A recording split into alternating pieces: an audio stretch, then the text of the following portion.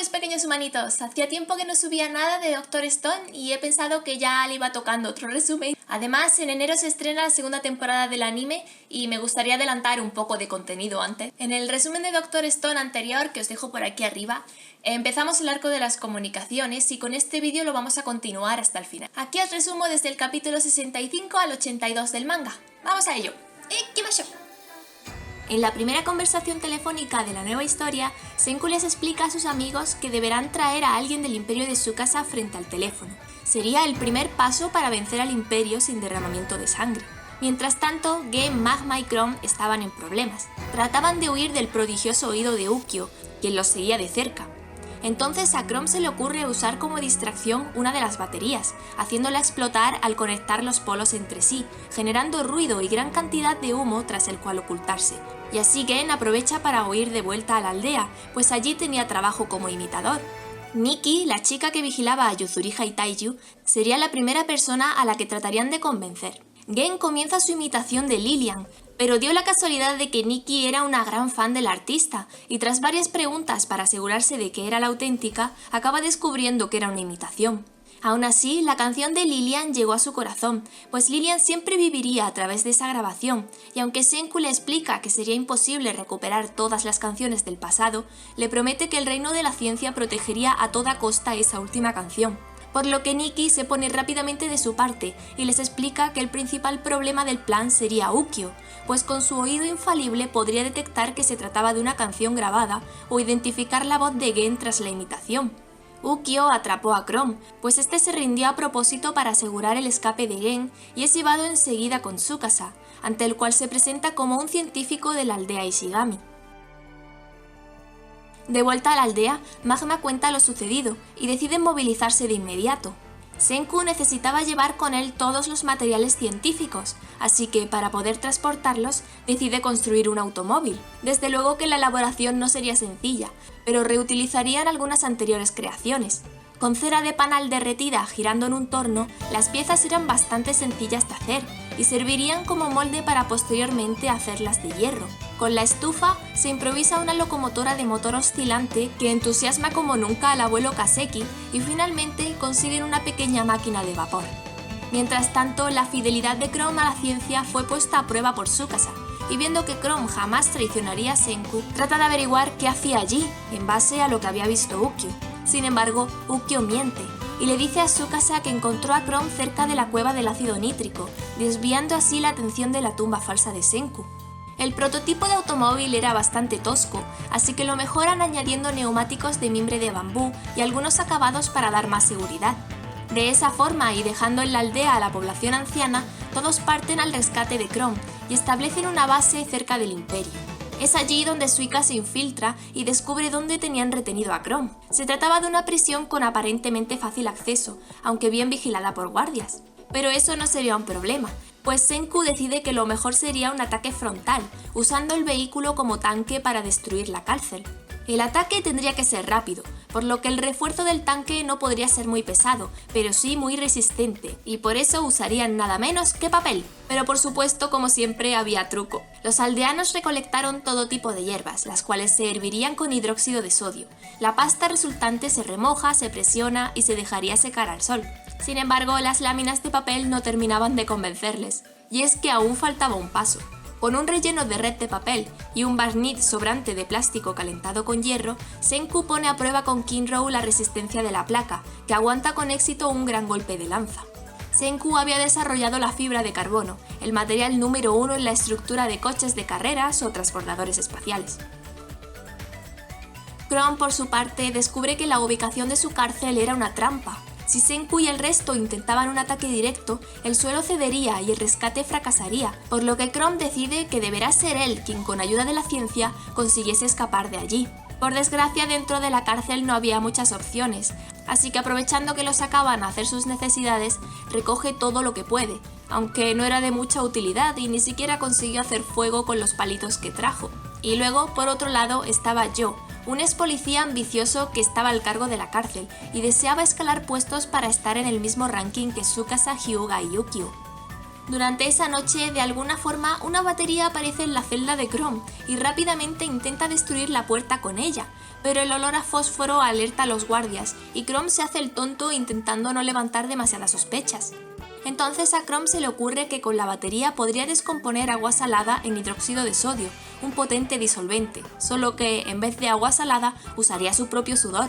Al no haber partición en la sal, en vez de hidróxido lo que refinó fue lejía, pero al fin y al cabo serviría para descomponer las cuerdas de sus barrotes. De esa forma, Chrome consigue escapar, y usando un barrote como pértiga, esquiva las trampas y escapa de los guardias, hasta acabar siendo acorralado por Joe.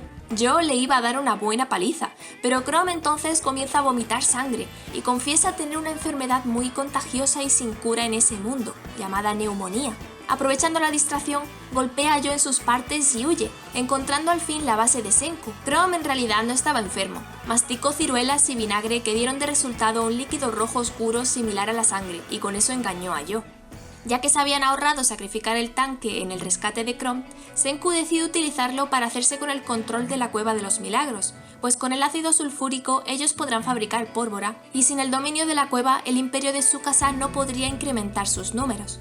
Gen había pulido su imitación gracias a los consejos de Nikki y consiguen convencer a varios fieles de Tsukasa, los cuales estaban emocionados al escuchar que Estados Unidos estaba reconstruyéndose y pronto enviarían gente a rescatarlos. Pero la canción de Lilian llegó a oídos de Ukyo, quien instantáneamente descubre que era una imitación de Gen. Aún así, Ukyo no pretendía delatarlos, pues simplemente estaba observando. Les cuenta que sospechaba de Yuzuriha y la siguió mientras realizaba sus tareas de costura, las cuales resultaron ser una tapadera. Yuzuriha no pasaba toda la noche cosiendo ropa, sino que recogía las piedras de las estatuas destruidas por Tsukasa y las reconstruía antes de que las piezas interiores se erosionasen. Esto conmovió a Ukyo, quien realmente solo deseaba que nadie más muriera. Al compartir el mismo objetivo, Ukyo se une al reino de la ciencia y les hace hincapié en que Tsukasa y Hyuga serán los más fuertes, pero son personas completamente diferentes. Joe, tras fracasar ante Chrome, se dio a la fuga pidiendo a sus secuaces que fingieran su muerte, y Tsukasa, al querer rendirle homenaje y enterrar su máscara, descubre el teléfono de Senku. Pero Senku y el resto ya habían comenzado el ataque. En el tanque incorporaron un cañón que solo podría disparar una vez, pero sería suficiente para asustar a los enemigos, y además contaban con la fuerza inagotable de Taiju que se les acababa de unir. El combate solo podía durar 20 segundos, pues ante ataque sorpresa es el tiempo que el instinto humano actúa por impulso. Si la batalla se extendía más, el enemigo se calmaría, se centraría y buscaría un contraataque, lo que posiblemente desembocaría en víctimas mortales. Kohaku y los luchadores desarmaban a los enemigos y los acorralaban. El tanque acabó cayendo en las trampas, pero llegó lo suficientemente lejos como para que Magma sorprendiera de nuevo al enemigo con un amplificador de bombas sonoras y gracias a un grito descomunal de Taiju potenciado por el amplificador, aturden al resto, inmovilizándolos y consiguiendo el control de la cueva sin ninguna pérdida, en tan solo 20 segundos. Sin un momento de descanso, Senku prepara la fórmula de la pólvora. No podían olvidar que aún tendrían que enfrentarse a Tsukasa, quien precisamente acababa de llegar junto a Hyuga y rompen el tarro de la fórmula dejando los materiales inservibles. También Hyuga destroza el teléfono delante de todos, señalando el engaño de Gen, pero el reino de la ciencia no se iba a dar por vencido, y todos se lanzan al combate para darle el tiempo suficiente a Senku de buscar una alternativa científica que pusiera fin al conflicto. Mientras Senku preparaba más ácido nítrico con la ayuda de Gen, Chrome rastrea la zona en busca de materiales útiles al mismo tiempo que todos tratan de detener a Tsukasa, y Kohaku, aun a riesgo de ser gravemente herida, retiene la lanza de Hyuga para hacerlo perder el máximo de tiempo posible. La búsqueda de Chrome da resultado y lleva hasta Senku los restos del misil del cañón, que contenían nada menos que ácido sulfúrico en su interior, el cual mezcla con el ácido nítrico y con un poco de jabón, su querido Dr. Stone con lo que todo comenzó, Senku creó la nitroglicerina. La más mínima gota podría crear una explosión que no dejaría ni rastro de sus cuerpos. Gen nos enseña a hacer el primer avión de papel de la historia según el libro Guinness de los Récords, al cual le moja la punta en nitroglicerina y lo lanza al campo de batalla. El poder de esta sustancia es 100 veces superior a la pólvora. De hecho, su nombre significa poder en griego. Se trataba de dinamita. Ukyo amenaza también al imperio con flechas de dinamita, que los obliga a todos a rendirse, aunque Hyuga parecía muy emocionado. Ni Tsukasa ni Senku podían hacer ningún movimiento, por lo que llegan al punto que Senku buscaba, hacer un trato.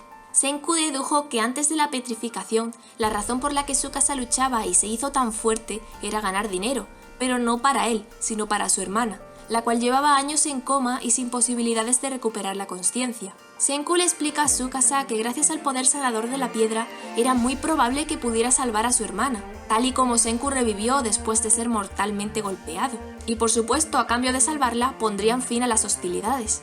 Tsukasa acepta, y tras una intensa jornada de búsqueda acabando donde estuvo el hospital, encuentran a Mirai, la cual despierta en perfecto estado de salud. Sin embargo, algo no iba bien. Entre los materiales se dan cuenta de que faltaba dinamita, y es que Yo encontró a Homura y la liberó, y esta a su vez robó la dinamita siguiendo órdenes de Hyuga y voló la cueva de los milagros.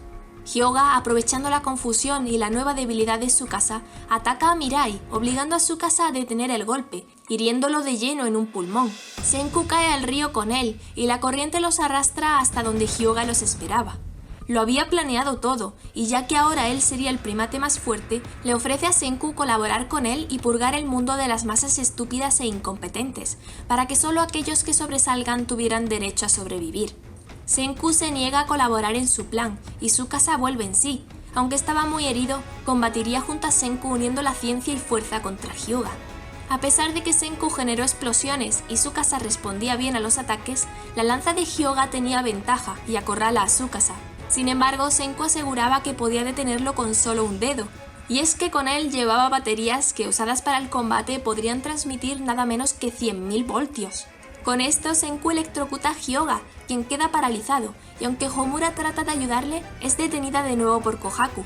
Con estos dos retenidos en sus cárceles, el reino de la ciencia se hace con el dominio del territorio del imperio, y ponen rápidamente a todos a trabajar en recuperar y reconstruir todas las estatuas destruidas, las cuales no serían muy difíciles de localizar, pues Tsukasa, arrepentido, recordaba dónde se encontraban cada una de ellas.